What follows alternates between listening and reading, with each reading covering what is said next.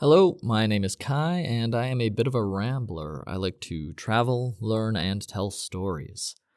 And I'm continuing on with some dumb stories that I got myself into and situations that you're not going to encounter traveling with a modicum of caution or even awareness. Like, I often knew what I was getting into, and then I was curious what would happen if I did something dumb or dangerous, and so I took the step forward. Now, I'd like to start with Thailand again because a dog story I told in the last one reminded me.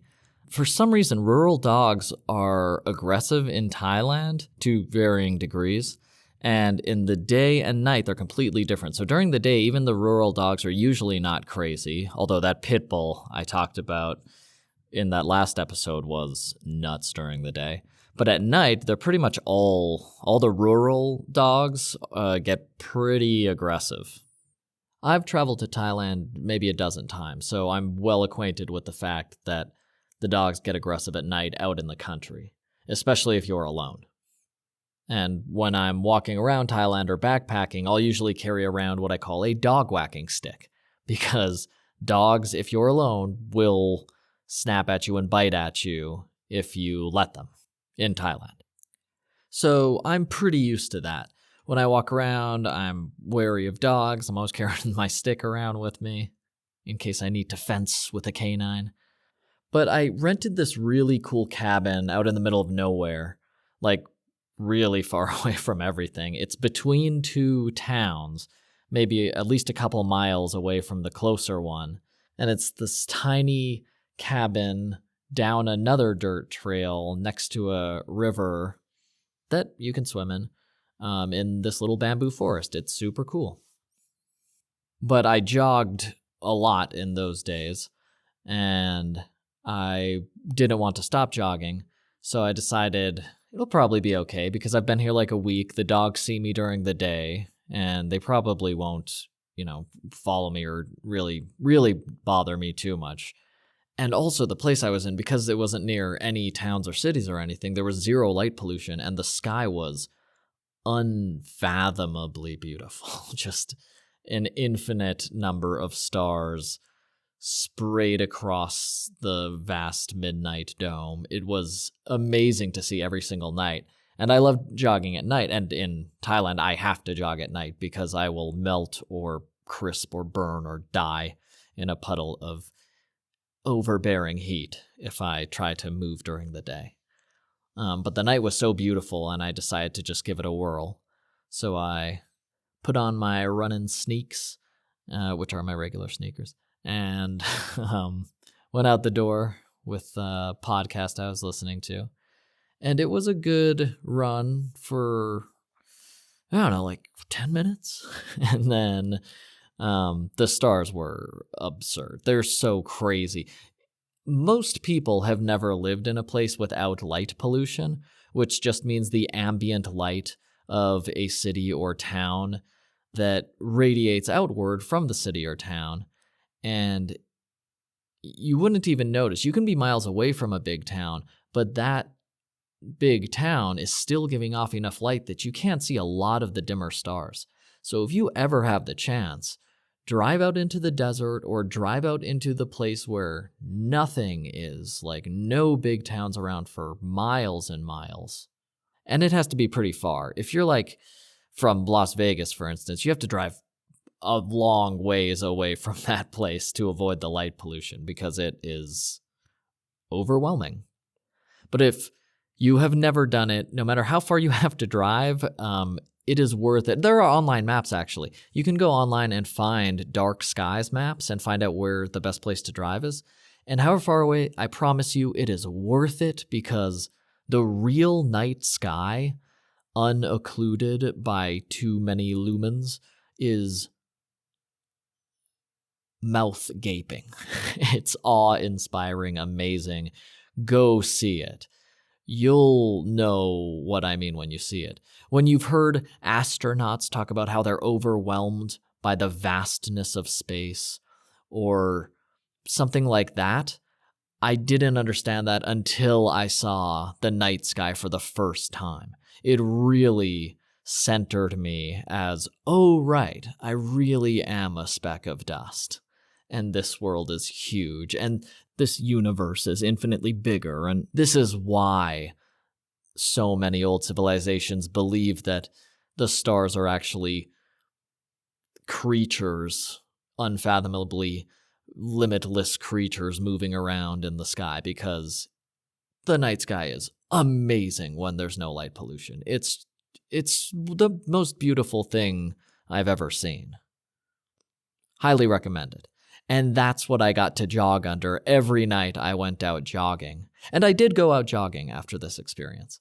But so I had 10 minutes of just in rapture under the stars, enjoying my jog. And some dogs were barking at me, but I was like, whatever. And, they didn't come out and snap at me or anything, so it was fine. But then after 10 minutes, I did run by one dog who went wild and started barking like crazy. And he scampered out onto the road and started jogging after me. And I was jogging marathons pretty regularly at the time. And I was like, all right, dog, let's do it, man. And he followed after me, like barking a little yaps behind me while he trailed after me. And I was like, it's kind of fun, whatever. A little dog friend is following me. It's okay. I'm comfortable around dogs in general anyway, and I was pretty familiar with Thai dogs by this point. So even though it was the countryside and night, I figured it would be okay. But I did think about his yaps. And then as he yapped, other yaps from around the road. And this road, there's one road, one paved road. I don't even know if it was paved, but there's one road, I believe it was, that went out to my little cabin between these two towns that were not, maybe 200 people lived in each town or something. Very tiny places. One road in the middle of the densest jungle ever.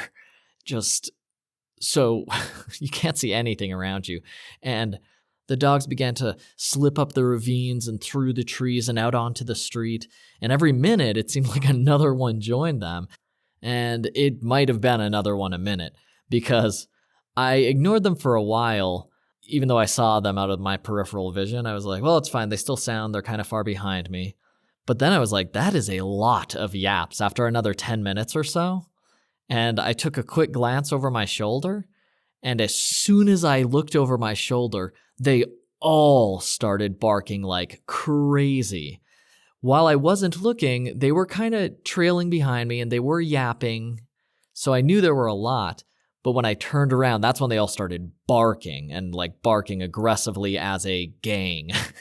And it was a gang, because when I looked back, there were at least a dozen dogs. There weren't more than 20, but there were certainly not less than 10. And I'm pretty sure I counted like 15 at the time, but I'm going to say a dozen, because a dozen dogs barking at you aggressively at night with nobody around, knowing that Thai rural dogs are aggressive dogs, a dozen is enough. That's plenty of dogs to eat me whole.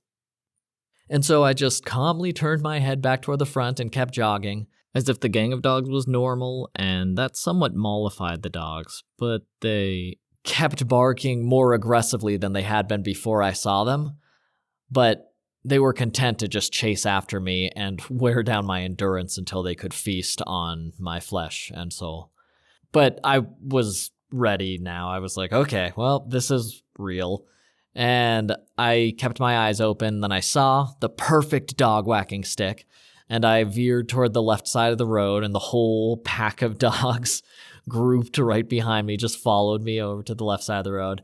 And while going by, I knelt down and grabbed up a stick real quick, and I hefted it, and it was pretty strong, pretty long, almost as tall as I was. Not too heavy, but heavy enough that I could use it to fend off the dogs if I needed to. It was a sturdy stick. It was the right choice. And I was very happy that I got the right dog whacking stick. And so all of a sudden, I stopped and turned around and started walking backward, waving the stick in huge, wide arcs. Because usually what you do in Thailand, if you're backpacking or if a dog is bothering you or anything, pick up anything that is longer. It doesn't have to be a strong stick. It can be a banana leaf, as long as it's a long thing, and just holding it and moving it around really freaks Thai dogs out. They think whatever you're holding is part of your arm, and your arm just got twice as long and twice as big. So they usually won't even come near you if you're just holding something and moving it about. It really freaks them out. So that's what I did with this giant stick that was almost as tall as me, and I just swung it around in a circle and just as quickly as I was jogging forward, I jogged back toward the dogs, and they all spread out of the way and scattered as I walked right into them with my stick, just swinging around. Like, if they hadn't moved, I definitely would have just smacked the dogs, because you have to get aggressive dogs who want to bite you out of the way. And so they scattered and parted, and I got to the other side of them so that now I was closer to my home than they were, and I started jogging backward. But now they were hip to the fact that I was getting out of there, and I understood that they were a threat. And that's when dogs like to attack, when they know that you know they're after you. So they started getting close, and I had to wave the stick behind me because they were darting in at my legs and biting. And I had to wave the stick behind me at first so that they would back off. But then I was just constantly waving the stick because 15 different dogs were trying to bite my legs and ankles every single second.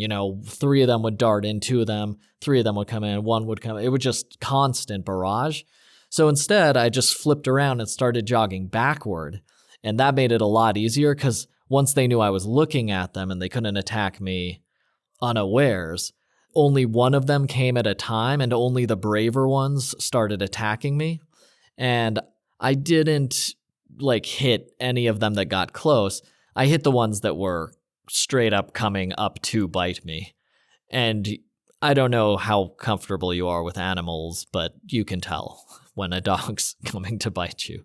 There's a big difference between a playful bite and an aggressive gang of dogs, and this was an aggressive gang of dogs. And again, this happens in Thai, in the countryside, so I wasn't kidding myself that these dogs wouldn't attack me if I let them. I've been bitten by Thai dogs before, and I wasn't keen on it happening again, especially with a dozen of them all working together at it. So when one would sprint forward or jump at me or something, then I would crack that one in the face, and it learned and it went back, and that one usually didn't try again for a while.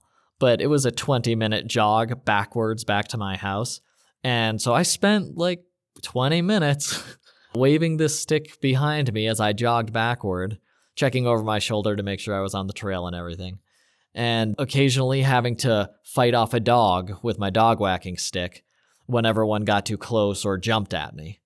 And it was pretty cool because after a while, I could tell that I was on top of the situation, and the dogs got it too. After I smacked a couple of them who jumped at me, they stopped being so aggressive because they were obviously easily telegraphing their movements, and I was just going to smack them with my dog whacking stick. But that made it even easier for me because now they were attacking less frequently, and when one did jump at me trying to bite at me, he was even easier to hit because there was less of them to contend with at one time. So the jog kind of became nice again after 10 minutes, and I had 10 minutes left. I could look at the stars, and then there was all these dogs barking aggressively and darting around me and stuff, but they were all in front of me, and I could see all of them, and I was fine jogging backward, and when any one of them attacked me, I just smacked him with my stick, and then he fell back into line, and the next one, it was like Bruce Lee and a group of assassins, only one attacks him at a time in any of the movies, and I just got to do that for 10 minutes, watching the stars, fighting off dogs one at a time, until I made it back to my house. And once I got back into town, not all 15 dogs came after me. Some of them pulled off and went to their secret jungle hideaways, or maybe, I don't know, wherever the heck they stayed. Their dens. And their jungle dog dens. And a couple followed me, but I had the stick and I carried it all the way back. And by the time I was like 100 feet from the house, the last one had turned away and left, understanding that he wasn't going to get to eat any of my body parts. And I got to tell my girlfriend at the time this crazy story about the dogs. She was like, "Oh my God, well, at least you know they're there, so you never have to go out again." And I was like, "Oh no, I'm definitely going to go jogging. Like, they know now not to attack me or I'll hit them with a giant stick." And I laid my dog whacking stick outside the house and took it with me whenever I went jogging at night. And that's what happened. I went jogging every day after that for the rest of the month I lived there. And there were fewer dogs to attack the next day. A few barked behind me, but didn't attack me. And I didn't really have to fight any of them off again. And they weren't even very aggressive. Like, a couple tried to jump at me and bite me, and I smacked them just once, and then they left me alone. And then by like the fourth day, they didn't even gang up and follow me when I went jogging anymore at night. And I don't want to smack these dogs, but I was defending myself from serious injury. But I kept the dog whacking stick for a few days after that. And then I didn't carry it the week after that, but my eyes were always like looking out for a good dog whacking stick, making sure I was still in dog whacking stick territory, which I was because the road just went for 20 miles through wilderness and jungle. But I was always like cautious in case they would show up again. But I had also dealt with so many rural Thailand dogs that it wasn't a deal breaker for me to go jogging, and it wasn't a deal breaker for me to go stargazing. That was one of the cleanest, clearest skies I've ever seen. And I went out at night all the time to climb the hills around me so I could learn the constellations, because I've never actually learned them before. And when I saw Ursa Major and the Serpent in real, like, space without any light screwing up the picture of these stars, it was overwhelming several times. Like, I got a little dizzy looking at the Serpent because it goes across the entire sky. And being able to see all of the stars, it made it seem way more real than if you can just see the whatever 8 stars that make it up technically. It was a dazzling sight. So that was another little dangerous thing I did, but again, very easily avoidable. If you're in the city or a town or anywhere near them, you're probably not going to run into very aggressive dogs. So as long as you don't get a house in the absolute middle of nowhere or, backpack in absolutely the middle of nowhere, stay outside at night, and then run toward dogs and gather them behind you, this isn't going to happen to you. It's just this bizarre, surreal experience that I can still vividly remember running backward from this gang of dogs that was aggressively coming at me. But after a couple minutes with my dog whacking stick, I was totally on top of the situation. I was in control of the situation. So it's a very strange memory that I like to go over now and then, and that I wanted to share with you. But unless you're jogging at midnight and you're unlucky and it's a huge dog town like this one apparently was, this is not a situation you're going to run into. The next story, I want to break it up because I keep talking about Thailand, and I visited Thailand literally a dozen times, maybe more. Maybe it's been 20, 30 times now. I don't even know. I went there so often for a month or two before going to another country because it's so comfortable and it's such a wonderful country to live in and I backpacked across it many, many times. So I just have way more stories from Thailand in general than most other countries that I've only visited once or twice. And I backpacked across this so many times. So that's why I have so many crazy dog stories from Thailand as opposed to other countries. So let me go back to China real quick. And again, I'm going to break up the type of story because I'm still not sure exactly how dangerous this situation was. I was still very new to China, and I couldn't speak Mandarin well at all. So this danger was relayed to me by the person I was having barbecue with, Bill. So me and Bill were eating and drinking, and a Chinese guy asked if he could join us with his friend. And their body language was strange. And body language in China, in general, will look strange if you're not from there. They walk different than Americans walk, and they carry themselves very differently. And I was used to that differentness that I can't even describe very well. I guess it's very stiff and maybe like penguiny, a little wooden. Or maybe Americans walk a little too casually and rubbery. Or maybe I just do.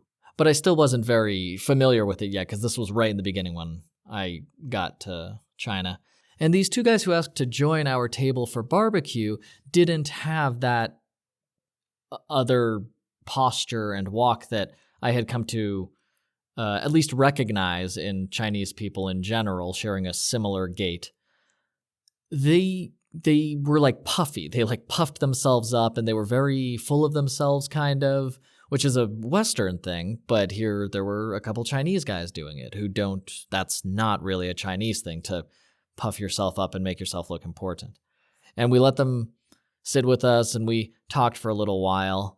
And by we talked, I mean that Bill talked to them and I smiled whenever they said something, but I had no idea what was happening. And after like 25 or 30 minutes of a bunch of beer and a bunch of meat, one of them, the smaller one, started telling us stories. And after like 15 minutes of him telling stories, Bill started getting real fidgety and twidgety. And I was just downing beer after beer, every 5 minutes and eating all this good food. So I don't care what they were talking about. They offered to buy everything also. And I was like, this is great. And I just kept eating and drinking while they were talking, nodding enthusiastically whenever anyone turned to me. Even Bill, because he would like get my support. He'd say something in Chinese and then look to me like, yeah. And I'd be like, totally. Dui, which is how you agree in Chinese. Dui. So now that the smaller guy was telling his stories, like he leaned into the stories with his elbows on the table and he was way more earnest when he was telling these stories. And it was weird, like how the atmosphere of the whole table shifted, but I was, 3 sheets and didn't really worry about it too much. I was still having a fine time eating and I couldn't understand what he was saying. So all I could read was, oh, that's a weird attitude that he's putting out. But after a while, I noticed that Bill was starting to look nervous. And I picked up on that probably 10 minutes later than I would have if I hadn't had 15 beers already. But I was like, so what's going on? And he said something to them in Chinese. And then he was like, okay, so I just told them that I'm going to translate the story he just told me. But I'm pretty sure from what he's saying that this guy is an actual gangster. And he like kills people, like he's actually dangerous. His stories sound really dangerous. And he said his uncle is someone high up in a gang. So we should probably go. And if you can just pretend to be super drunk, I'll tell him that we have to like go because I have to get you home because you're so drunk. And in between telling me his plan, he kept like nodding and like saying Chinese and telling the two gangsters that he was translating the stories for me while he was actually detailing our exit plan. And Bill's like, because I'm kind of worried otherwise he's going to get angry with us, and I don't want to see if he's actually dangerous, because I think he is actually dangerous. So do you think you can just act drunk and like fall down or something a little? And I was like, yeah, dude, I can act drunk. I can't even remember how many fingers I have on my hands right now. I'll do that super good. And so Bill said, thank you. I translated for him and kept talking to the Chinese guy. And then I waited like a couple minutes so it wasn't so obvious. And I finished my beer and I said, Pidgio, because of course beer is the only word I knew in Mandarin at the time. And I put it down and I got up like I was going to get a beer. And then I fell over ridiculously, but very realistically, apparently, because everyone was really concerned.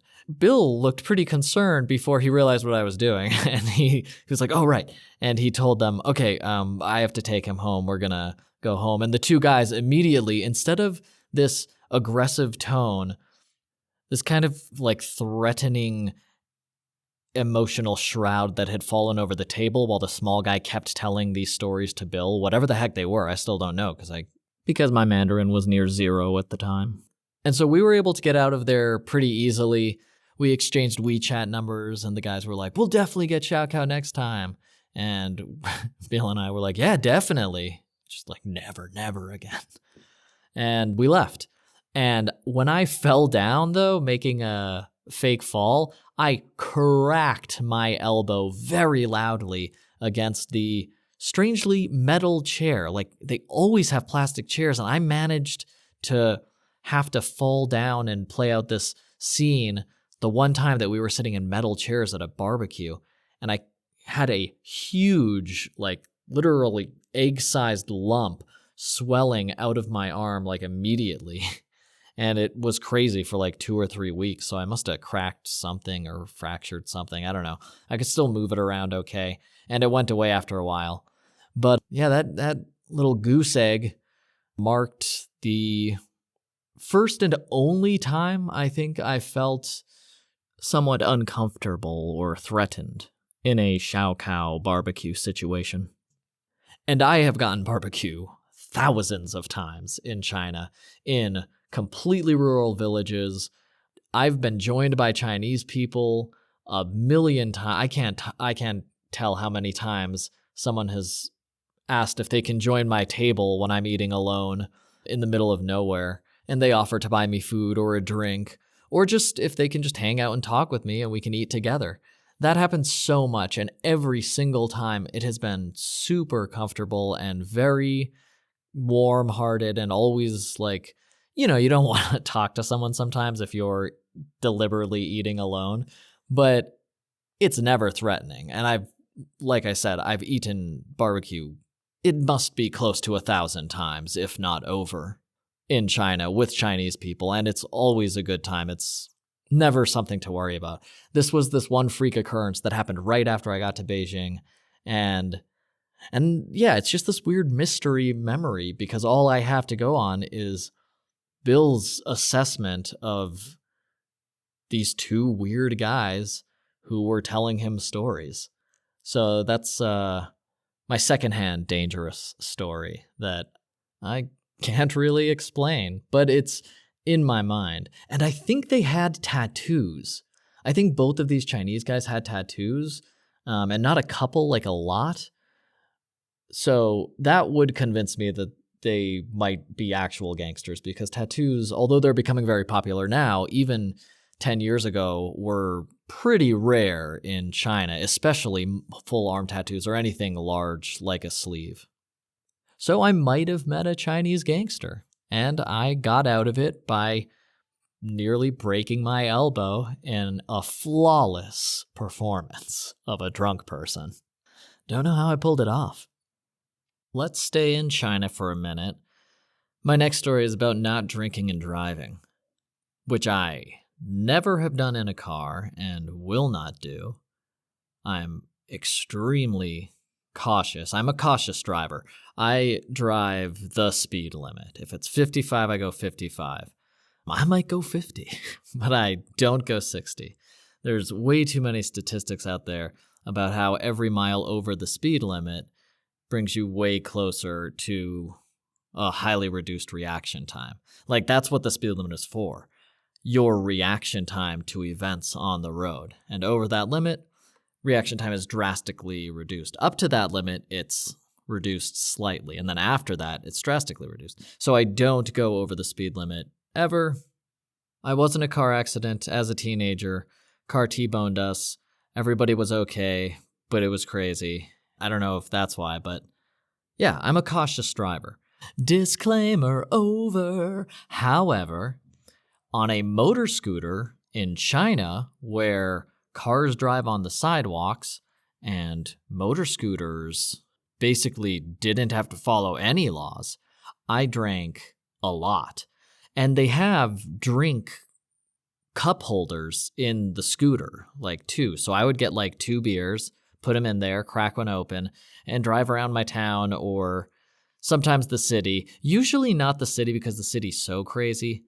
And I moved to a bicycle after I had the motor scooter for a while. But I lived fairly far outside of the city, and the road out to my town away from the city was usually empty, and it is just a straight road for miles. So often I would have my scooter in the bike lane and leisurely drive home on an empty road with a couple beers in my cup holders. And then I found out on this long, straight road how fast those scooters actually go. Like, this little motor scooter I had was 50cc or whatever, I have no idea, but it went 120 kilometers per hour, like 75 miles an hour. Or rather, the speedometer stopped there, but as I found out, that was not the scooter's top speed. And I was driving home one day on this empty stretch of road on the way to Baijiatuan. Most of the roads are empty out to Baijiatuan. There were no subway stops and no other towns or anything like that. And it was really late at night, and I was just enjoying my beer while I went. There was a light pitter-patter of rain, and these guys in a sedan pulled up next to me, these Chinese guys, and there's like 6 of them all hanging out of this tiny little sedan, like a clown car, and they were shouting at me, "Hey, foreigner, how's it going?" "Pretty good, man." And I like held up my beer in a salute, and they're like, "Yeah," and they all held up their beers. They were all drunk also. And they said something like "Bisai" or something like that, and Bisai is race. And I was like, "Oh, you have a car. I only have this motor scooter." And they were like, "Race, race, race." And I was like, "Yeah, okay, race." Because I was pretty drunk. The road was totally empty. And I had never gone as fast as this little thing went, my motor scooter, because it goes really fast and the acceleration is crazy. And, I don't wear a helmet and anything like that. There's no visor to block the wind. And it goes to 40, like super, you wouldn't even know how fast it goes to 40 miles per hour. And that's a significant speed on what's essentially a heavier bicycle. So I said, yeah, let's do it, because I was curious how fast it went. Empty road, and I knew this road is completely straight for another like 5 miles. Like, it's a very long straight road. So we weren't going to be interrupted or anything. There were never any cops out on this. Cops never left the city until they built the subway stations out there recently and put in some towns. But this was just a desolate country road, you can think of it, and we're going to drag race. Except I have a motor scooter and they have a sedan. Except I won. So they started accelerating, and then I accelerated, and we're both going 50. Everyone is cheering and whooping. And then they pull ahead to 70, and I'm like, all right, 70. And then they're up at 90, and I go to 90 kilometers per hour, which is like 60 miles per hour. And I just keep my throttle down after 90, and it keeps going faster. And the gauge only goes up to 125. And at 125, I'm going 75 miles an hour. These guys are like matching me. But I think because my bike is so light, it kept accelerating. And it just kept going faster and faster and faster. And I pulled ahead of the car hair by hair. And all of his friends were screaming at him, "Go faster, he's winning." And I actually think I won the drag race, unless they were like really good actors and just letting me win, slapping the sides of the car and screaming at their friend who was driving. And they all had beers too. But a lot of Chinese cars are super underpowered, and 10 years ago they would have been even more underpowered. So maybe that heavy with the tiny engine inside, it couldn't go faster with that chassis weight to contend with than, 80 miles per hour or something. Because I hit 75 miles per hour, which is the fastest my gauge went up to. And then I just kept accelerating. It just kept going faster, and it was really crazy because I didn't have a helmet or anything. It was nuts. I had to duck my head and whole body down in an effort to avoid the wind. And I was whooping and screaming with everybody. We're all having a great time. And then I hydroplaned. I saw this mini roadside lake, basically, because it had been drizzling all day. And it had just let up. Like I said, it was pitter-patter out. And then when those guys showed up, it wasn't really raining. But the road on the sides hadn't drained out or anything. So there was nothing, clear, empty, flat road, pretty dry road. I felt fine with the traction. I mean, I was drunk and going way too fast, so I probably shouldn't have felt that good with the traction. But then, instead of road, all of a sudden I hit a very long puddle. And at first, I just drove on top of the water. It was not a big problem. I was still going forward. And I was like, okay, as long as I don't move my body weight at all, and this thing just keeps chugging forward, maybe it can get all the way through the puddle. But the puddle was really long. And this actually turned out to be a good thing after it turned out to be a bad thing. Bad thing because I couldn't stay upright. It's like standing on water skis at a drastically, reduced speed all of a sudden. So I lose 40 miles per hour in the first 10 feet, and I can't hold my body and the bike up in a straight position. And the bottom wheel goes out, and I'm like, uh-oh, and this is gonna hurt. And then it doesn't hurt because I'm still going so fast that I sort of skip on the water without hitting the ground, and I'm not sure. You know what? I'm so drunk, I'm not exactly sure what happens. I'm pretty sure I did not hold myself like on the motor scooter while it was spinning away from the ground. But maybe that's what I did, because I was unscathed. I didn't have a scrape on my body when it came to a slushing halt. And please don't do this or take my survival as any kind of endorsement. This was one of the stupid things that I got myself into. It was a dumb decision, and I wish I had been smart enough not to do this in the first place. My bike spun for 20 or 30 feet until it slowed down, and I feel like I did the same thing. I was just rolling over in this pool of water, and, the guys in the sedan were like, "Peace out, bro," and they drove away real quick. And then I stood up and, adrenaline's coursing through every pore, dripping out my pores. So I can't feel anything yet, so I'm not sure if I'm injured. But I checked my body and I was like, holy crap, I'm okay. Not just okay, basically untouched, because I skipped like a stone over this mini pond on the side of the road. And then I go over to the bike and I pick that up and I start it back up and it's working, which is also crazy. And it has a couple scratches, but it was basically like splashing in this roadside lake. I guess the water must have been like 6 inches deep, like just deep enough that it was stopping us from scraping it against the bottom, because my bike looked pretty fine. It looked okay. It had a couple scratches down near the foot pedal or the foot step, but you wouldn't have even noticed them unless you were looking. And I got on it and I drove away. And then I noticed that there was an unopened beer on the side of the road where it had flown from one of the cup holders. And I cracked that and enjoyed a beer on the way home. Don't drive drunk. Don't drive drag races. Don't hydroplane. And really, don't drive drunk. It's so dangerous and dumb. Your life is worth way more than that. I did a similar stupid thing, but I wasn't even drunk. I'd like to say also, I've never been in a car accident. Like I said, I'm a super cautious driver. I'm usually going pretty slow. I'm well aware of my surroundings. Something about being on a motor scooter was way too liberating. I don't know. I've had motorcycles before, and I never wanted to crash those guys.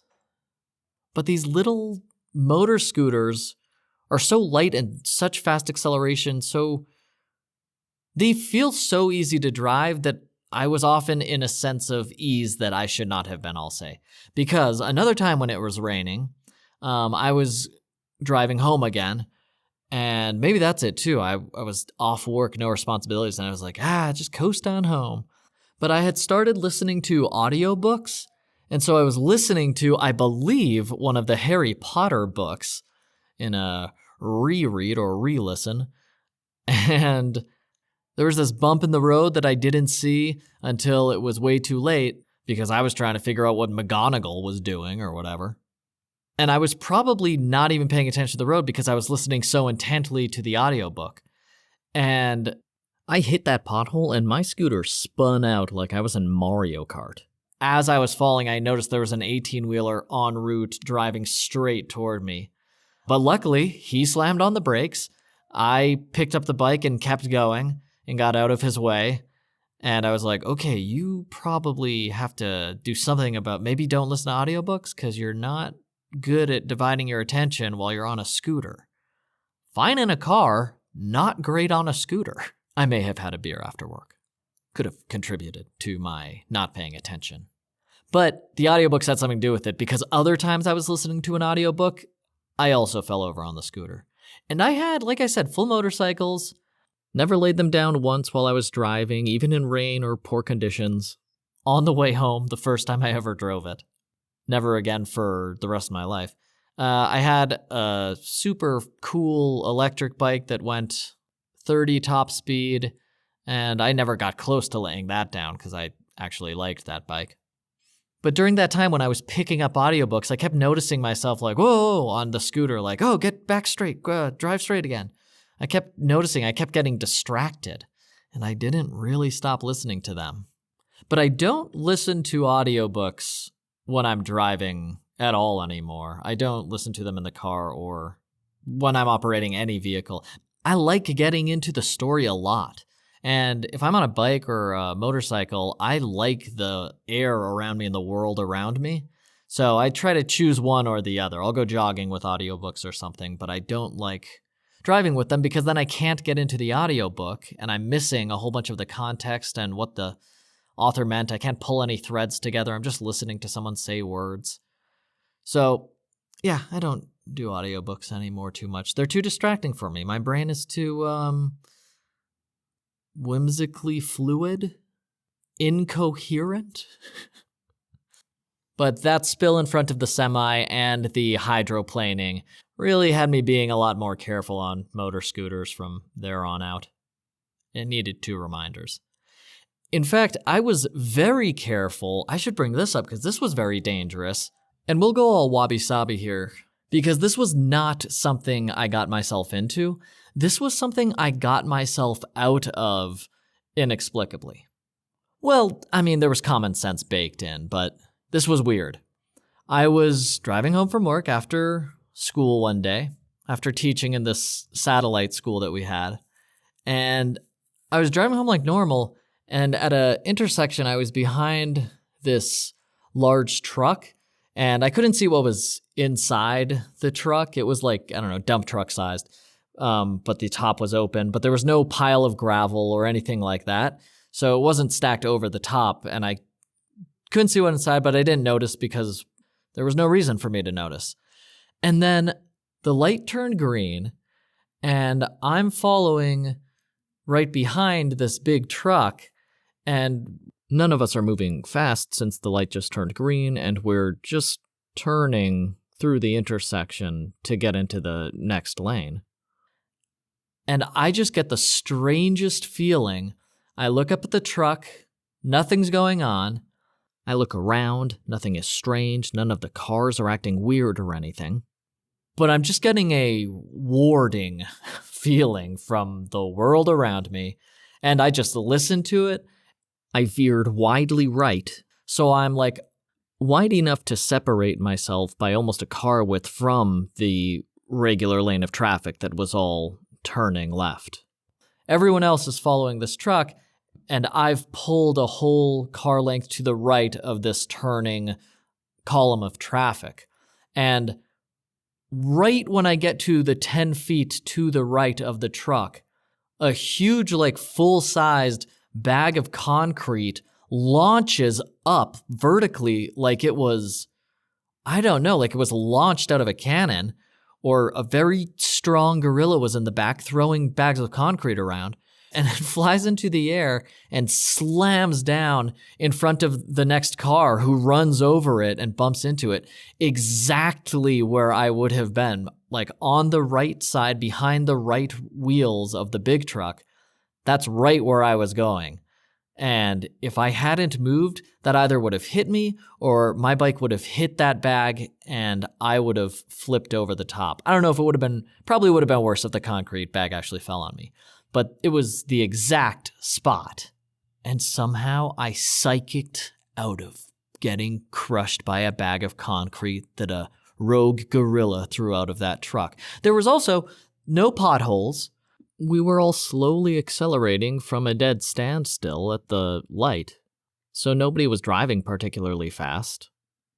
And no curb, there was no bumps, so I have no idea how that bag fell out. And it was the only bag that flew out of the back of the truck.